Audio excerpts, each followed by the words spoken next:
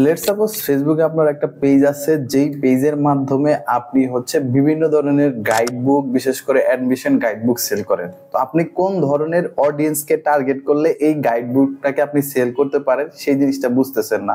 So আজকের এই ভিডিওটা শুধুমাত্র আপনার জন্যই, যাতে করে আপনি এই টার্গেটিংটা করে সেখান থেকে রেজাল্টকে গ্র্যাব করতে পারেন। তো তার আগে আমি বলে নেব, যারা এখনো আমাদের ইউটিউব চ্যানেলটাকে সাবস্ক্রাইব করেননি, প্লিজ আমাদের ইউটিউব চ্যানেলটাকে সাবস্ক্রাইব করে নেন। কারণ এই ধরনের লাইভ কেস স্টাডি টাইপের ভিডিও শুধুমাত্র আমরাই শেয়ার করি, যাতে করে আপনাদের হেল্প হয়। তো চলেন আমরা স্ক্রিনে দেখি।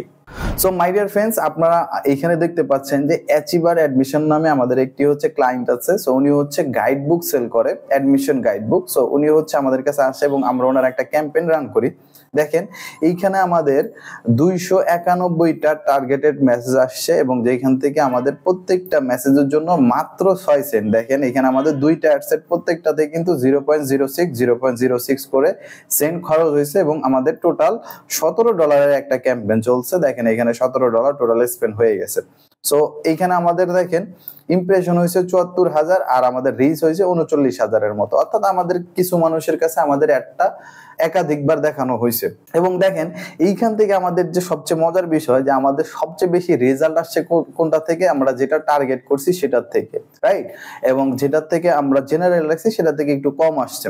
এখন আপনি যে কোনো অ্যাড রান করার আগে আপনার আগে বুঝতে হবে যে আপনার অডিয়েন্সটা কারা। কারণ আপনি যত ভালোভাবে আপনার অডিয়েন্সকে বুঝতে পারবেন, অডিয়েন্সের পেইন পয়েন্টটা বুঝতে পারবেন এবং সেই অনুযায়ী তার সলিউশনটা দেওয়ার চেষ্টা করতে পারবেন, সেইখান থেকে কিন্তু সেলসে কনভার্ট করাটা আপনার জন্য ততটা ইজি হবে। তো যেহেতু উনি অ্যাডমিশন রিলেটেড গাইড সেল করে, দেখেন এই গাইডটা কারা কিনবে? অবশ্যই এটা তো 6-7 এর বাচ্চারা কিনবে না, রাইট? এটা কিনবে যারা এইচএসসি পাস করে গেছে, এখন অনার্স মাস্টার্সে ভর্তি হবে, এই ধরনের অডিয়েন্সরা। সো এই ধরনের অডিয়েন্সরা কিন্তু নিজের ডিসিশন নিজেই নিতে পারে।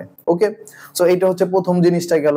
দ্বিতীয়ত এই ধরনের অডিয়েন্সরা নিজের বই বা গাইড গুলো, এরা বেশিরভাগ সময়, যেহেতু এরা অ্যাডাল্ট, ইউনিভার্সিটিতে ভর্তি হবে, সো এরা কিন্তু নিজের ডিসিশনটা বেশিরভাগ সময় নিজে নেয় এবং স্পেন্ডটা কিন্তু নিজেরাই করতে পছন্দ করে। অনেক সময় পিতা মাতারা কিনে। তার মানে এরা ইউনিভার্সিটিতে পড়বে অথবা পড়ুয়া হবে, যেহেতু তারা ভর্তি হতে চাচ্ছে, তার মানে এখনো ভর্তি হয় নাই। সো এই ধরনের এরা বিভিন্ন ধরনের পাবলিক, প্রাইভেট ইউনিভার্সিটিতে পড়ার জন্য ইন্টারেস্ট থাকবে, রাইট? সো আমরা তাহলে কাদেরকে টার্গেট করব? যারা এই ধরনের, যেমন ঢাকা বিশ্ববিদ্যালয়, জাহাঙ্গীরনগর বিশ্ববিদ্যালয়, নর্থ সাউথ, এই ধরনের যে ভালো ভালো বিশ্ববিদ্যালয়গুলো আছে, এগুলোতে এরা কি হবে? ইন্টারেস্টেড হবে। কারণ ইন্টারেস্ট হবে দেখেই তো এরা অ্যাডমিশন টেস্ট দিবে, তাছাড়া তো আর দিচ্ছে না, রাইট?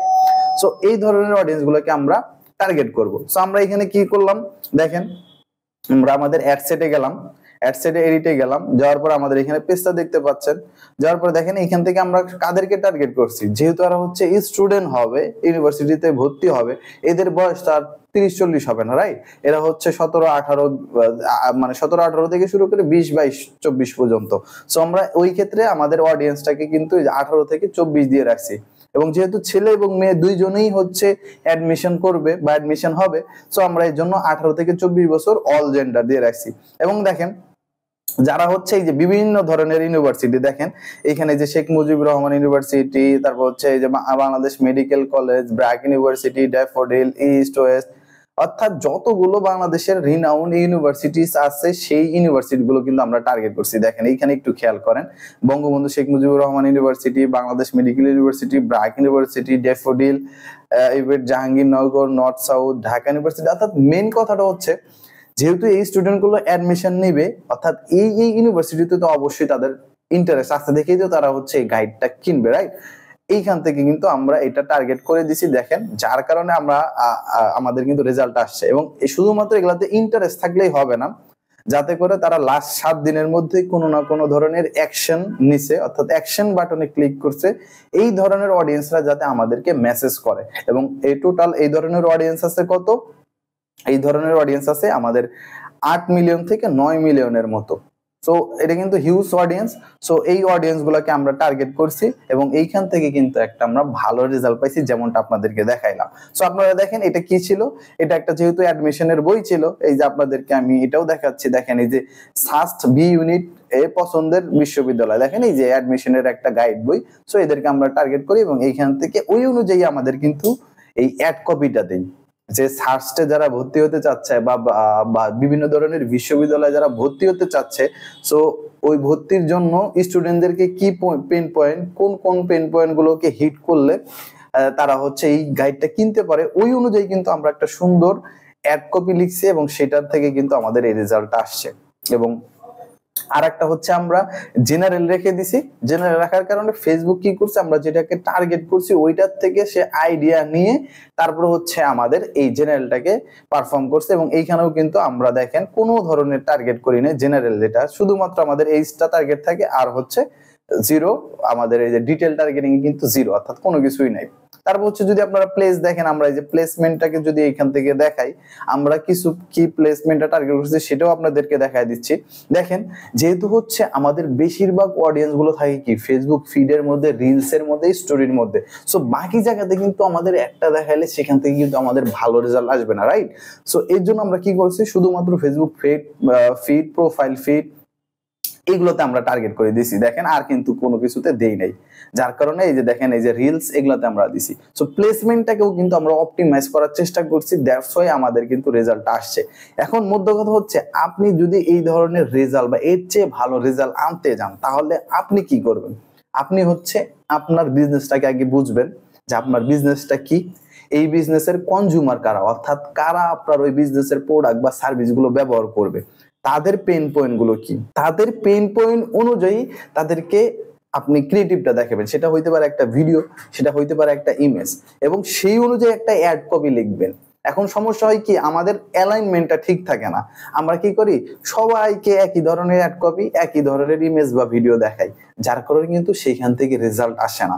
তো আপনারা এখন থেকে, যেহেতু আপনারা আমাদের এই ভিডিওগুলো দেখেন, ফলো করেন, আপনারা কি করবেন, যেই ধরনের অডিয়েন্সকে টার্গেট করবেন সেই ধরনের একটা অ্যাড কপি দিবেন, সেই ধরনের একটা ক্রিয়েটিভ দিবেন বা একাধিক দিবেন। আমি সবসময় প্রিফার করি যে অ্যাটলিস্ট আপনারা 3টা ক্রিয়েটিভ দিবেন, যে 3টা ইমেজ বা 3টা ভিডিও বা ইমেজ ভিডিও ক্যারোজাল 3টার কম্বিনেশন রাখবেন, তারপরে সেটা 48 ঘন্টা পর্যন্ত থাকে, যাতে করে থাকে, এবং পরে ওইটার থেকে আপনি ডেটাটাকে অ্যানালাইজ করে আপনি একটা ডিসিশন নিতে পারেন যে কোন ক্রিয়েটিভটা আপনার ভালো পারফর্ম করতেছে। তারপর আরেকটা ভুল যেটা আপনারা করেন সেটা হচ্ছে একটা মাত্র অ্যাড কপি দেন।